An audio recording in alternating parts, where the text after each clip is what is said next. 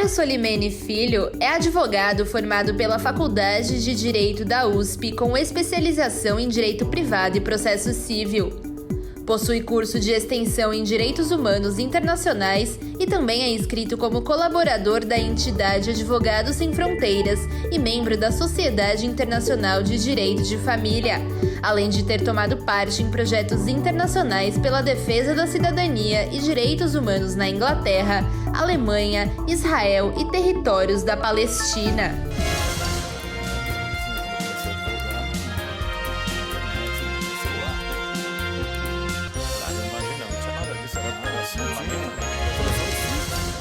Boa noite. No nosso programa de hoje nós vamos discutir e abordar um tema complicado, um tema que não é fácil se lidar, principalmente quando tem a matéria emotiva, a adoção. E o nosso convidado é Mário Solimene Filho, advogado. Doutor, obrigado por ter aceito o convite. Eu que agradeço. Prazer recebê-lo aqui. Prazer é meu, obrigado. Vamos falar adoção, né? Por que eu falei isso? Eu sou também advogado de formação e a gente sabe, tudo que envolve família, emoção, é um assunto mais complicado de se lidar, né? Não é uma parte como a tributária, você deve tanto, lá a alíquota é tanto daquele imposto, você tem que pagar, etc. É uma parte mais fria. Sim, a gente normalmente tem um pouquinho de papel de psicólogo também, né? Exato. De mediador entre os familiares também. Lidar com direito de família não é uma coisa fácil. Você precisa gostar, você precisa se encaixar no perfil. E esse perfil é comunicação. As pessoas chegam para falar para você o que está acontecendo. Você tem que saber muito ouvir, né? E a questão da adoção é a mesma coisa, porque é uma mudança completa na família, na célula máter da sociedade, né? E a pessoa, às vezes, não é capaz de dimensionar essa mudança, né? Ela acha que é uma coisa mais simples, que vai resolver uma carência, uma vontade dela. Mas o que vem junto com isso, né? Então, desculpa. A primeira coisa, realmente, no contato com as pessoas que querem fazer adoção é saber qual o objetivo delas. Porque é exatamente isso que você falou. Muitas vezes, o objetivo é preencher uma lacuna por uma solidão, por alguma coisa que aconteceu dentro do seio familiar. E daí, na hora de fazer o processo de adoção, na hora de entrar na lista, você vai sentir que isso vai barrar você. Porque, na verdade, o que importa é o interesse da criança, não é o seu próprio interesse. Você não pode ir entrar no processo de adoção pensando em satisfazer uma necessidade psicológica, emocional sua. Essa ideia, esse problema emocional, obviamente existe. Agora, ele não pode ser a mola propulsora que vai fazer com que você traga uma criança para dentro de casa, porque senão você vai refletir aquilo lá dentro da estrutura da vida dessa criança. Então, isso tudo é avaliado antes pelo estudo psicossocial que é feito para que se possa entrar na lista de adoção. No Brasil se fala que o processo de adoção é muito burocrático, é demorado, às vezes até muita gente critica que tem procedimentos desnecessários, que poderiam ser suprimidos. Mas como funciona, vamos no aspecto agora um pouco mais na área legal, como funciona o aspecto legal para aquela pessoa, aquele casal que já chegou à conclusão que quer adotar? Tá. Primeiro que você tem 3 vias diferentes, né? Uma delas é a adoção, que eu vou entrar na lista de adoção, é dessa que eu vou falar agora. O procedimento as pessoas têm que ir à vara de infância e juventude mais próxima da sua residência para se fazer o cadastro. Nesse cadastro, você vai trazer documentação específica e você vai entrar no processo de seleção. As pessoas dentro da vara de infância e juventude, elas vão verificar se você tem condições de adotar uma criança. E essa verificação, ela é não só do ponto de vista emocional, que também vai acontecer, mas é também do ponto de vista financeiro. É também do ponto de vista da estrutura que você vai poder fornecer para essa criança. E é também, como eu falei antes, do ponto de vista de investigar qual a motivação que você tem por trás disso.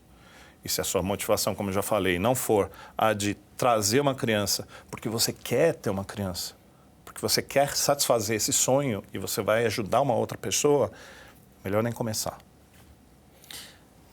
O aspecto burocrático que as pessoas reclamam. Eu vou citar um caso, já não é muito recente, mas que na época comentaram comigo que foram até a casa desse casal, que não tinham filhos em comum, tinham filho de um primeiro casamento, mas já adolescentes, e depois reclamaram que o quarto da criança não poderia ser tão próximo ao quarto do casal. Isso causou uma indignação, porque a criança estava numa instituição com condições precárias, etc. E um dos motivos alegados foi isso daí, que o quarto era muito próximo ao casal. Ainda existe esse tipo de burocracia? Isso não é nem burocracia. Isso é o fato de que a gente deixa na mão da pessoa que avalia um espaço amplo de subjetividade. Aí é complicado. Então aí você vai ficar no final das contas, você vai ficar na mão daquilo que a pessoa acha o que é ou o que não é. É óbvio que esse é um fator ínfimo perto daquilo tudo que está sendo discutido. Porque a realidade onde a criança já se encontra é totalmente pior. Totalmente diferente, totalmente diferente. E há histórias escabrosas, mesmo nas boas casas que recebem essas crianças. Então, ela está num ambiente em que ela é vulnerável. É interesse do menor, das pessoas que estão trabalhando com o menor, da justiça e principalmente do estabelecimento, né, do sistema como um todo, de fazer com que a criança atinja o objetivo, que é vir para uma casa e ficar acomodada nessa casa.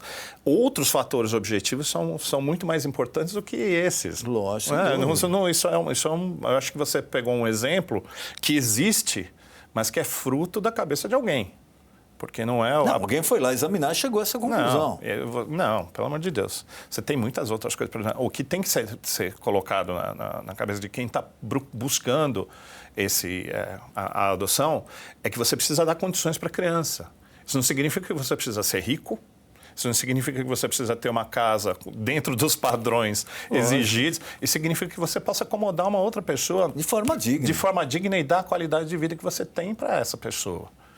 O colega comentou que seriam três alternativas, né, para adoção. Uma dessas seria se procurar a vara da infância e juventude, começar todo esse processo de análise. E as outras vias? Então, a vida dá para a gente outras alternativas, né? Se tem um casal que está pensando em adotar, a primeira coisa que eles vão fazer é tentar entrar na lista de adoção. Cadastro Nacional de Adoção, vá à vara da infância e da juventude, é isso que tem que ser feito.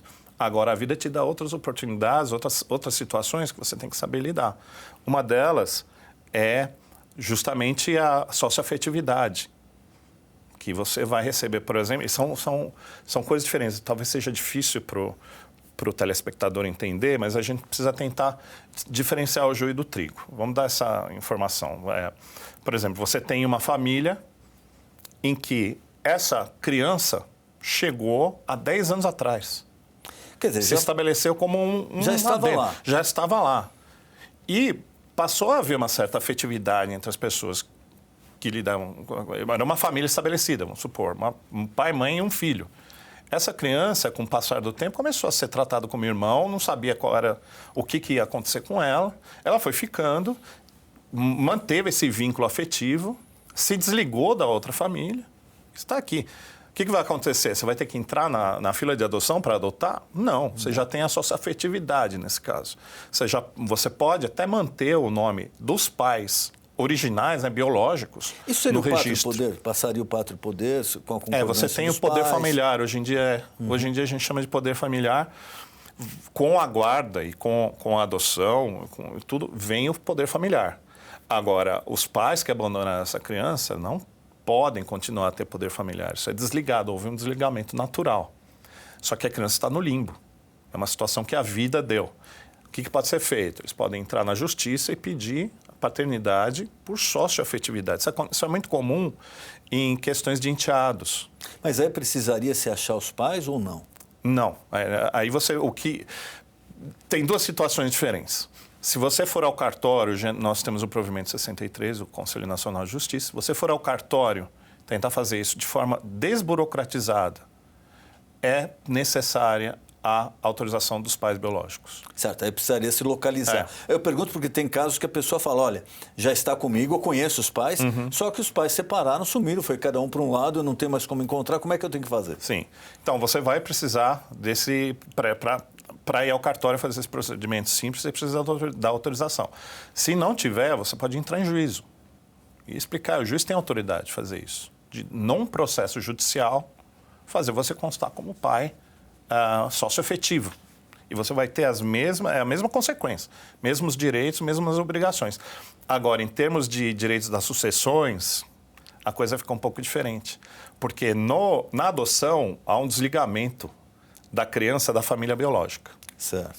Então, se alguém da família biológica morre, você não herda, essa criança não herda. Dentro do procedimento de socioafetividade, a criança herda. Ela vai ter 2 pais, por exemplo, e uma mãe. Se for o caso do enteado, que está lá, o pai nunca mais foi ver. Então, esse enteado, que está na família há muito tempo, que é filho biológico da mulher, pode ter o pai agora socioafetivo, que é o marido dessa mulher.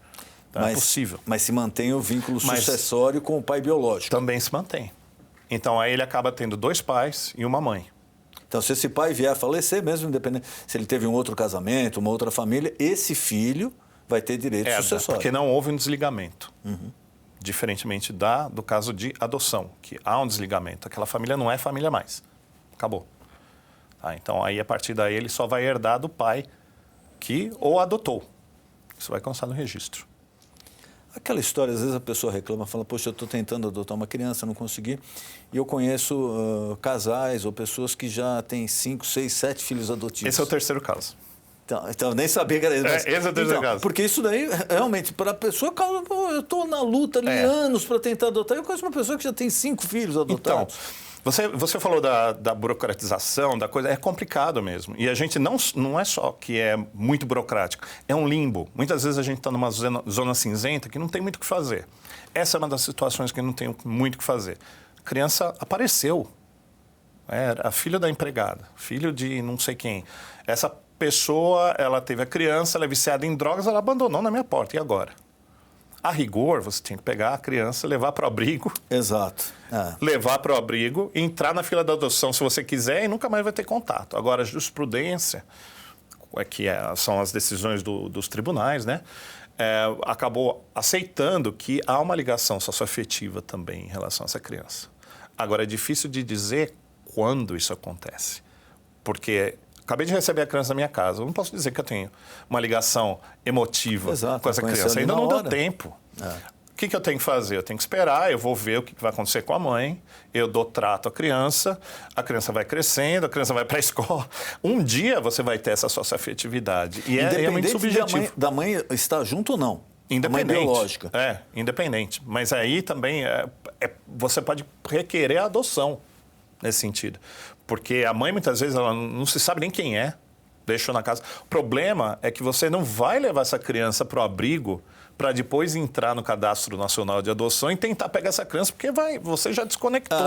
Você passou quem vive isso sabe. Você passou 2 dias com a criança, você se liga emocionalmente com ela. É verdade. E dependendo daquilo que você tem na sua cabeça, se você tiver, pensando de cara, eu vou ficar com essa criança, não tem jeito, você já estabeleceu uma conexão com ela. Vai ser impossível você se desligar e falar, não, tudo bem, vou levar para lá, para o abrigo, deixar no abrigo. O que é isso? Isso não existe. Né? Então, a lei, ela precisa, a jurisprudência, na verdade, precisou lidar com esse tipo de situação mesmo. Porque senão a pessoa vai para o informalismo, falar, vou deixar a criança aqui. Então, essa é a adoção brasileira também, né? E uma hora eu vou resolver. Para explicar o que é a adoção brasileira, tem o caso da mulher que está grávida, né? Que certamente já sabe que não quer ficar com a criança. Já sabe que não vai, não tem condições psicológicas nenhuma, e arruma uma família para ficar. Então, o que acontecia antigamente, e ainda acontece, era dado o nome de registro dessa criança como se fosse a mãe que recebeu, né? A mulher que recebeu, como se ela fosse a biológica. Então, para isso acabar, eles criaram a DNV, que é a Declaração de Nascido Vivo, que no hospital a mulher teve o filho. Então, o médico direto já assina a DNV e fala, olha, essa criança aqui é filho dessa mulher aqui, ó, identificada com documento e tal, para não haver esse tipo de problema. Mesmo assim, acontece. Então, essa declaração, por exemplo, o médico ele vai dar dizendo que a criança é filha daquela mãe biológica. Para que não haja a possibilidade de chegar no registro e falar, não, a mãe é essa outra. Então, do hospital já... Do hospital, no hospital, o médico sabe que o filho sai de lá. É dessa mãe aqui que sai esse filho. Então, o médico já vincula um e outro, e é lei. Todo parto tem que ter a DNV. O médico tem que assinar. É uma obrigação. Então, isso já resolve um pouquinho do problema, mas não completamente, porque há jeitos de driblar. Tem gente que entra com documentação da pessoa já que quer doar. Exato. Fala que é. Isso tudo, aí a gente começa a ter uma conexão com a parte penal da coisa, né? Porque isso aí não pode acontecer. Então, é preciso... Era uma bagunça. Principalmente década de 90, 2000, para adoções internacionais também. Tinha muito tráfico de criança. Então, isso tudo foi uma tentativa do judiciário de tentar barrar esse tipo de coisa que é errada. Agora, não é possível fechar os olhos por uma situação que acontece. É da vida. Muitas vezes as pessoas não têm mínima condição psicológica. É um risco para a criança continuar com aquela mãe, a mãe dá essa criança para outra pessoa. E isso nós não temos muito resolvido hoje em dia. É uma zona cinzenta. E não dá para fingir que não existe, né? Eu sou advogado, eu também sou pastor evangélico, e na igreja às vezes acontece. Acontece. A mãe vai à escolinha da igreja, como se ela fosse normalmente assistir a um culto, para deixar a criança na escolinha, e já ocorreu o caso de não voltar. E a criança sem identificação nenhuma. Nossa. Tanto é que a gente começou a adotar outros procedimentos. A pessoa tem que preencher lá, deixar um RG, etc., o número da RG. Porque lá, coisa de 10, 15 anos atrás, o que acontecia? Era muito, infelizmente, comum. A mulher com dificuldade, ela ia até uma igreja, como se ela fosse assistir o culto, comparecia à escolinha, deixava a criança, acabava o culto e ninguém ia buscar a criança. Aí esperava mais meia hora, uma hora, e aí depois tinha todo esse procedimento burocrático. Então. Tinha que se levar, fazer o primeiro BO, né? Porque o que eu vou fazer com uma criança aqui? Eu tenho que fazer o BO, tenho que dar andamento, né? Agora, imagina uma situação de que você leva a criança para casa, né? Olha, eu não sei o que fazer. Essa criança tem que ir para algum lugar. Qual é o destino que ela dá? É o abrigo. Agora, você leva a criança para casa na esperança de conseguir achar essa mãe. E procura, e toda a comunidade vai se movimentar. Deu uma semana, você já se vinculou a essa criança. Exato. Você não vai conseguir levar essa criança para o abrigo, né? Então, é uma questão de você ter o bom senso de saber que há situações que não estão previstas, ou até que são previstas juridicamente pela jurisprudência, mas ela não foi pensada pelo legislador antes. E que é preciso dar uma destinação. Você tem que lidar com fatos da vida. Quais os quesitos que facilitam e que prejudicam para a adoção? Bom, primeira coisa é que até pessoas solteiras podem adotar. Tá? O requisito é que não haja conexão em linha de ascendência e descendência, né? E que haja uma diferença de 16 anos, pelo menos, entre a pessoa que vai adotar para quem é adotado. E o adotante, a pessoa que vai adotar, tem que ter, no mínimo, 18 anos de idade. Tá? Esses são requisitos legais. Aí vem os outros requisitos de ordem um pouco mais subjetiva, que são justamente aqueles que a gente começou a falar no começo do programa, que é como é a situação dessa casa, qual a dinâmica familiar, quem está adotando, tem irmãos, qual é a situação entre os irmãos, os pais têm condições de manter a criança. Então, você tem todas essas outras questões que elas podem ser objetivas, mas elas carregam um grau elevado de subjetividade. Agora, é interesse das pessoas que lidam com isso dentro do judiciário, assistentes sociais, etc., de achar um lar para a criança. Então, o objetivo deles não é cumprir uma barreira, não é erguer uma barreira. Simplesmente verificar se a criança vai ser acomodada e ela vai ter uma condição boa de ter uma família que vai a receber. Porque é muito pior mandá-la para uma família para depois ter que voltar para o abrigo. Então, essa é uma situação psicologicamente terrível e que acontece, infelizmente. Então, essas barreiras, que não são barreiras, são tentativas de verificar se vai dar certo, elas existem justamente para isso. Lógico, a gente sabe que cada caso é um caso, mas, em média, numa cidade aqui como São Paulo, por exemplo, em média, quanto dura um processo de adoção? Quanto demora? Então, há requisitos formais em termos de procedimento. Tá? Há prazos que são dados. De uma maneira geral, você pode esperar um ano. Um ano, em média. Depois que você encontrou a família, tal, que você encontrou a criança, a introdução, há uma série, são rituais que devem ser cumpridos. Depois que houve essa conexão e você falar, vamos nessa, vamos continuar, aí você tem um prazo que pode chegar a ser de um ano para isso acontecer. É importante para as pessoas saberem também que dentro do registro, que você vai ficar numa lista, né? É seu cadastro nacional de adoção, ele vale por 3 anos. Tá? Então, se você for aprovado, você fica 3 anos sossegado. Se acontecer alguma coisa, alguém vai ligar para você se introduzir para essa criança começar. No momento em que faltarem 120 dias por aí, antes de vencerem os 3 anos, é interessante, é importante voltar para a vara da infância e da juventude para renovar esse cadastro. Porque muitas vezes acontece da pessoa não renovar e você está no meio de um processo de introdução com uma família e você perde a oportunidade por conta disso. Muito importante. Está chegando no fim desses 3 anos, renova. Tá? Volta lá, vai passar pelo mesmo procedimento de uma forma muito mais simples e pronto, vai estar garantido.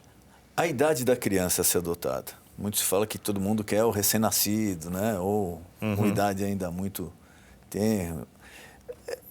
O adolescente, quando ele vai ser adotado, o procedimento é um pouco mais ágil ou não? O problema não é só o procedimento. O problema é que, estatisticamente, as pessoas não querem adolescentes. É uma verdade. Para te dar um componente em termos de números, né? Você tem que crianças acima de 5 anos, só 4% das pessoas, dos casais... 4%? Ou casais ou não, porque, como eu disse, pessoas solteiras também podem adotar. Então, dentro dessas pessoas que estão cadastradas para adoção, só 5%, 4% querem pegar crianças acima de 5 anos. Esse número para 6 anos cai a 2%. E para 8 anos cai a 0%. Quer dizer, acima de 8 anos, praticamente... Não. Aí o que acontece? No começo, porque por isso que é importante falar a historinha, né? Historicamente, o que vem a acontecer.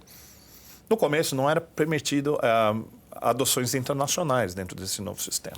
Exatamente. O próximo questionamento ia ser exatamente sobre isso daí, a adoção internacional, que muita gente vem aqui para adotar, né? Então, vamos fazer o link, então, de uma coisa com outra, porque elas estão intimamente conectadas. O que acontece? Os casais brasileiros não querem maiores de 5 anos. Uma parcela muito pouca, muito pequena. Acima de 8 anos é praticamente 0, ele tende a 0. Então, a lei diz agora, depois da reforma que aconteceu, que casais internacionais eles podem adotar, mas a preferência é dos casais nacionais. Tá? Primeiro são os casais nacionais, segundo são os brasileiros que vivem no exterior e terceiro os estrangeiros. Então, é nessa ordem. Então, as crianças que elas têm uma maior idade, elas têm uma idade um pouco maior do que aquele que os casais brasileiros querem, eles têm uma chance de serem adotados por casais internacionais.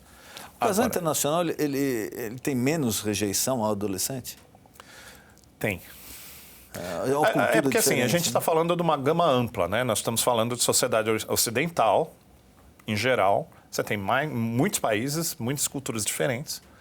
E em determinadas culturas, eles aceitam muito mais facilmente crianças maiores, crianças que já estão na fase de pré-adolescência até a adolescência. Há um filme que eu, infelizmente, não lembro o nome, mas é um filme muito interessante, que é um filme australiano, de um caso real de uma criança indiana que foi adotada por um casal australiano e que depois ele reencontra a mãe biológica e que ele, na verdade, ele foi adotado porque ele foi pego pelo irmão para viajar, para ver alguma coisa com o pai, alguma coisa assim, se perdeu do irmão e no final... Desculpa o spoiler, mas no final sabe-se que o irmão dele faleceu naquele dia. Então ele ficou perdido numa estação de trem na Índia, não conseguia voltar. Aí uma ONG o recebeu e essa criança foi adotada por um casal internacional. Ele já tinha 8 anos. Né? Então é muito mais aceito, dependendo do país que você está, do que aqui. Aqui nós temos uma série de barreiras. Infelizmente é o que eu falo sempre, o Brasil tem que se olhar no espelho, a gente não se conhece. Então, o Brasil ele tem a questão da idade é muito importante, a questão de raça é muito importante. Há uma rejeição muito grande de negros e pardos, de casais brancos de aceitarem, estatisticamente. Eles procuram da mesma etnia. E não se pode forçar, porque a criança vai sofrer um prejuízo. Lógico. Então, isso é uma coisa cultural que nós temos em nossa sociedade e que faz com que crianças não sejam adotadas por conta disso. O que se vê muito em filme, lógico, como profissional do direito a gente sabe, mas eu acho que o leigo caberia uma explicação mais detalhada. O que se vê muito em filme, de repente, a mãe se arrependeu e quer o filho de volta. No aspecto legal, dentro da adoção tradicional, qual a proteção de quem adota? Nossa, total.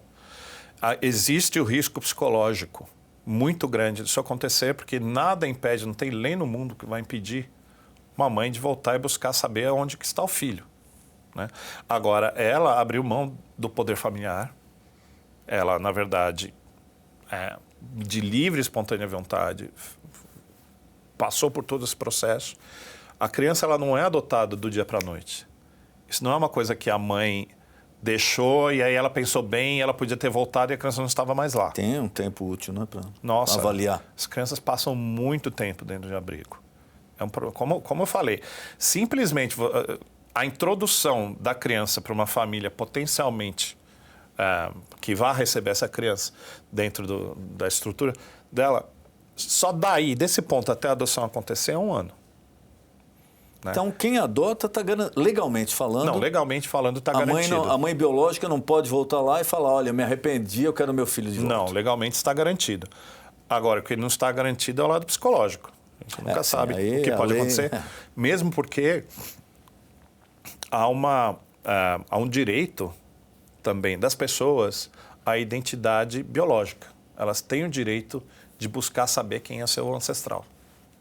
Então, o que acontece normalmente é a criança vai ter curiosidade de saber quem é essa pessoa, que ela tem esse vínculo genético. Às vezes até depois de adultos. Já, muitas vezes, filhos, como foi o caso desse né? filme que eu disse. É uma coisa normal, é da curiosidade humana. E a lei aqui no Brasil hoje garante o acesso a esse tipo de informação. Então, na certidão de nascimento não vai constar. Só que se ele tiver autorização, ele consegue ver o que está no livro.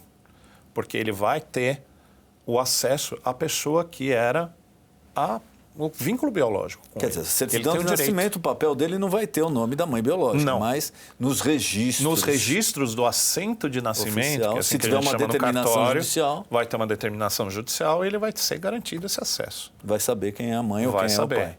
Né? Agora, como eu disse, do lado psicológico, não se pode fazer nada. Mas a lei garante que a mãe biológica que deu para adoção não possa voltar e se arrepender, eu quero meu filho de volta. Né? Doutor, queria mais uma vez agradecer sua presença aqui, o tempo está acabando, e colocar à sua disposição algum tema que eu não perguntei, algum recado que você queira passar ao nosso telespectador, fique à vontade. Muito obrigado. Eu acho que é uma experiência super válida de poder esclarecer o teu telespectador a respeito do que se passa nesse processo de adoção. Porque, veja, nós somos profissionais do direito. Eu lido com direito de família e há muitas zonas cinzentas dentro da legislação e que são coisas importantes porque elas afetam o ambiente familiar, que é o ambiente que é a célula máter de qualquer sociedade no mundo. Tá? Então, a minha mensagem para o seu ouvinte é de procurar investigar. Se você tem a vontade de ter um filho adotado, vá saber, procure não só legislação, como a gente está falando aqui, mas procure também saber aquilo que acontece com outras famílias. Há grupos especializados de famílias que adotaram e que podem trocar de experiências. É muito importante, porque esse é um caminho que depois não tem volta. Se ele for, ele vai causar muito mais prejuízo para a criança do que ele causaria se você não adotasse. Portanto, esteja certo, procure esses grupos, converse, busque, a informação está aí para você. Muito obrigado, foi um prazer receber. Eu que agradeço, obrigado. E se você quer assistir novamente a esse programa, bem como a qualquer outro programa já veiculado, basta acessar o nosso canal, que você está vendo agora aí na sua tela, nosso canal no YouTube. Lá você encontra desde o primeiro programa até o mais recente. E ele é atualizado toda semana. Nosso encontro de final de noite, programa Ponto de Equilíbrio. Boa noite.